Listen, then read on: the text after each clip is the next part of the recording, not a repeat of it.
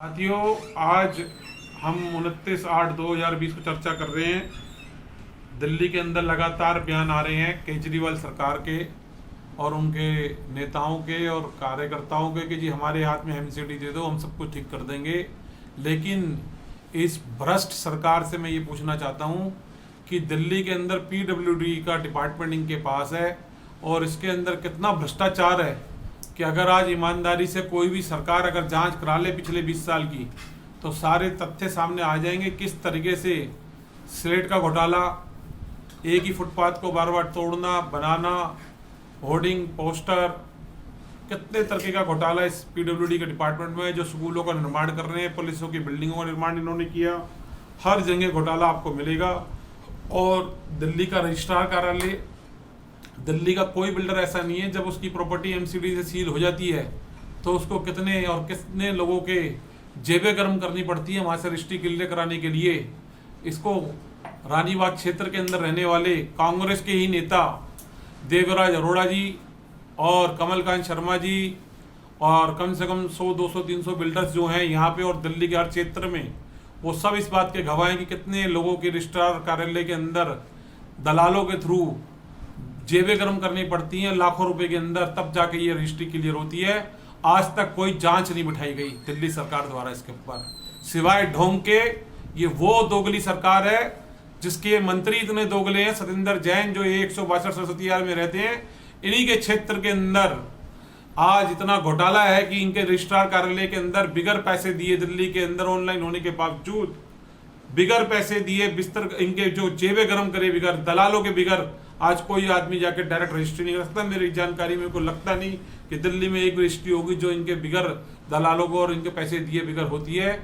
और साथियों, मैं आपके साथ चर्चा करना चाहूंगा कि दिल्ली सरकार का मुख्यमंत्री बनने से पहले जो शपथ इन्होंने ली थी, केजरीवाल जी उस शपथ का हवाला देकर उसको ऊपर दोबारा पुनः कसम खा के उसी सुप्रीम कोर्ट के अंदर एफिडेविट फाइल करें जो आदरणीय देश की सबसे बड़ी अदालत है, और बोले कि दिल्ली सरकार के अंदर किसी विभाग के अंदर कोई भ्रष्टाचार नहीं है, उनका मंत्री कोई भ्रष्टाचार में लिप्त नहीं है, तो हम तथ्य आपके सामने रख देंगे। इस दिल्ली की जनता के सामने, भारत की जनता के सामने, जो आज एमसीडी को मांगने का दावा कर रही है भारतीय जनता पार्टी से, बौखला गई है ये केजरीवाल की सरकार।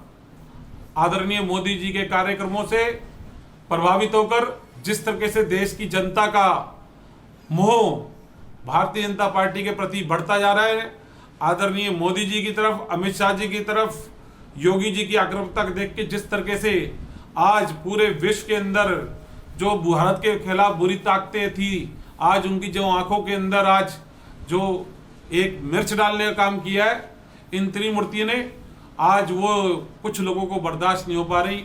जिस तरीके से लोकप्रियता बढ़ती जा रही है, आज किसान के मन के अंदर मोदी जी हैं, आज बॉर्डर के मन में मोदी जी हैं, बॉर्डर पे सिपाही में जो काम करता है, आज मजदूर के मन के अंदर मोदी जी है, आज उम्मीद अमित शाह जी से है, योगी जी से है, आज देश जो है इनके साथ खड़ा हुआ है और पूरे विश्व का भारत से आज इनकी तरफ आस लगाए बैठा है। इस लोकप्रियता को बर्दाश्त नहीं कर पा रही आम आदमी पार्टी, इसलिए कभी कभी छिछोले और ऐसी बातें बोल देते हैं। और भारत के अंदर अपनी पार्टी को, राजनीति को राष्ट्रीय स्तर पर खड़ा करने के लिए इन्होंने अब एक स्टाइल बना लिया है इसकी पार्टी ने। और इसी के अंदर कांग्रेस की भी भूमिका पूरी कम नहीं है, क्योंकि कांग्रेस का जमीनी स्तर तो खत्म ही हो गया है। तो ये लोग अभी बस इनका ये हो गया कि मोदी नाम जपना और आगे अपना जनता के बीच के अंदर कोई भी बात होगी, अगर मोदी जी मोर को दाना खिला रहे हैं तो ये परेशान है, अगर मोदी जी वो व्यायाम कर रहे हैं, देश को सीख दे रहे हैं कि योगा करना चाहिए, तो ये लोग परेशान है। मोदी जी अगर बॉर्डर के ऊपर राफेल लाके खड़ा करते हैं तो ये परेशान है। मोदी जी अगर सैनिक से मिलने जाते हैं तो ये परेशान है उनके परिवारों से। मोदी जी अगर किसी मजदूर वर्ग में जाते हैं तो परेशान है। किसानों के लिए कोई स्कीम लाते हैं तो परेशान है। मोदी जी डिजिटलाइजेशन करते हैं, जन धन योजना लाते हैं तो ये लोग परेशान है। मोदी जी जब एक सैनिक को मजबूत करते हैं बॉर्डर के ऊपर अत्याधुनिक हथियार देकर, तो ये लोग परेशान है। ये लोग देश में चाहते क्या है? जब इस देश के अंदर परीक्षा कराई जा रही है बच्चों के आज भविष्य के लिए, तो ये लोग परेशान है। इन लोगों की समस्या क्या है? आज ब्लैक मनी पे वार कर रहे हैं, नोटबंदी करी गई, जिस तरीके से हमारे पड़ोसी मुल्क हमारी देश की करेंसी छाप रहे थे, उस करेंसी के ऊपर एक अंकुश लगाया गया, मोदी जी द्वारा एक कठोर निर्णय लिया गया, उससे ये परेशान है। ये लोग आखिर चाहते क्या है? एक सिर्फ सत्ता पाने के लिए ये केजरीवाल की और ये कांग्रेस की सरकार मुझे समझ नहीं आता कि इनकी मानसिकता क्या हो गई है कि एक सत्ता पाने के लिए किसी हद तक भी ये लोग जा सकते हैं, एक सत्ता पाने के लिए ऐसा सब कुछ कर रहे हैं। बड़ी शर्म आती है जब मैं ये बात सुनता और देखता हूँ।